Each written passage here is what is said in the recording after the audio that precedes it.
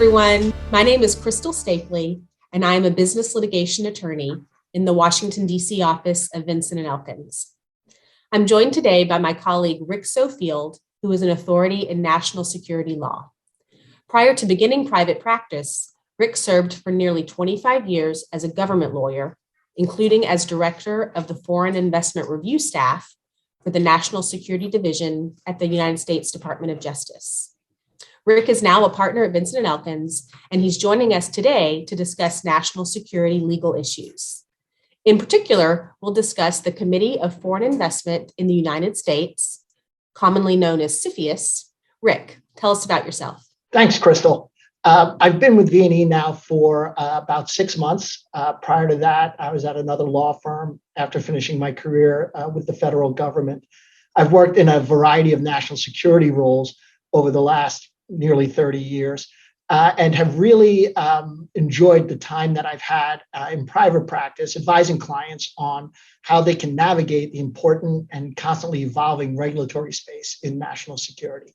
So I'm really happy to be here today, and I love talking about this stuff, so I can't wait to dig in. Rick, before we get deep into the conversation on CFIUS, could you explain it to us at a high level? If you were at a career day at an elementary school, how would you tee it up for the students? Sure. The Committee on Foreign Investment in the United States, called CFIUS, is a federal interagency committee that's authorized to review certain transactions involving foreign investment in the United States in order to determine whether or not that transaction could harm U.S. national security.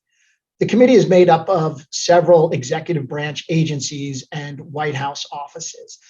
It's chaired by the Department of the Treasury, and also included on the committee are the Departments of Justice, Defense, State, Energy, Homeland Security, and Commerce. And then the participating White House offices are the U.S. Trade Representative, the Office of Science and Technology Policy, and the Council of Economic Advisors. Importantly, the committee also gets input from the National Intelligence Council. So this includes classified reporting regarding foreign investors that the committee uses to help make its determinations. So laws are continuing to change, and national security reviews are becoming more frequent and also more complex. When you talk with clients, what advice are you giving them when it comes to considering CFIUS review for their transactions? Yeah, this is a great question. The CFIUS law continues to evolve. So I advise clients that what CFIUS is really serving as is an early warning system for the U.S. government to identify gaps in its laws and policies and how those gaps can be exploited by foreign adversaries until Congress or some other regulatory body catches up to changes in technology and changes in the law in order to close those gaps. For example, Congress has been unable to keep pace with the speed at which our export control, cybersecurity, sanctions, and other national security laws become outdated by developing industries and business practices. Therefore, the government uses whatever tools it has in order to address what it sees as a gap in our national security laws. Among those tools is CFIUS. And CFIUS only acts on individual transactions, really where existing legal regimes are not adequate or appropriate to address the national security concerns that the committee sees. Because CFIUS only looks at an individual transaction and takes action with regard to that particular transaction, it's not always clear to clients, the bar, the general public, how much precedential value a particular CFIUS action will have going forward. So it really takes a body of experience with the committee in order to decipher the direction that the committee is going towards for national security purposes. When a system is working effectively, instead of regulating an industry through one CFIUS transaction at a time, CFIUS can really identify and address a new issue and give the regulatory agencies the heads up that they need in order to develop an understanding required to craft proposed rules and to debate those rules and have them shaped by public comments and inputs from a variety of sources in order to apply those rules consistently and equitably across an entire industry. The bottom line is, CFIUS is imperfect as a broad policy weapon, and instead it really is looking at one transaction at a time, and it's waiting for the rest of the federal government to catch up and regulate the industry in its entirety. So consistent with your explanation, I understand that oftentimes during a mergers and acquisition review, the government will look beyond that transaction itself to understand other risks.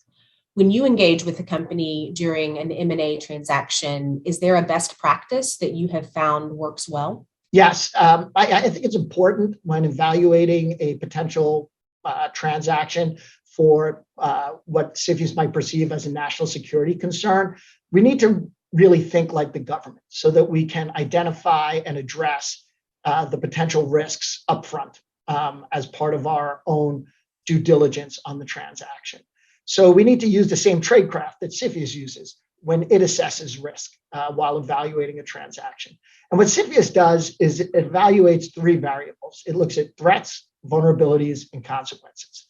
Threats are the capability and intent of a foreign actor to harm national security. Vulnerabilities are focused on the US business that's receiving the investment and whether or not it is susceptible to influence or exploitation by a threat actor. And then consequences, that's what happens. Those are the results when you have a threat actor exploiting a vulnerability. How bad is it?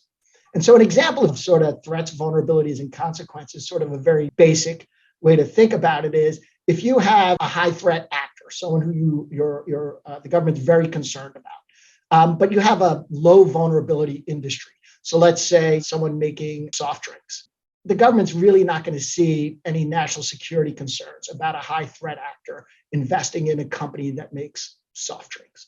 Now, if you have a low threat actor, but they're investing in a company that, say, designs nuclear weapons for the US government, that high vulnerability US business is likely going to result in some element of risk being assessed by CFIUS, even if you're dealing with a low threat actor, because the consequences of any exploitation whatsoever in nuclear weapons development is going to be catastrophic. So as you can see, there's sort of a sliding scale where you have to look at each of the variables independently and sort of mush them together at the end to come up with an overall risk assessment. This wraps up our discussion for today. Thank you all for joining us.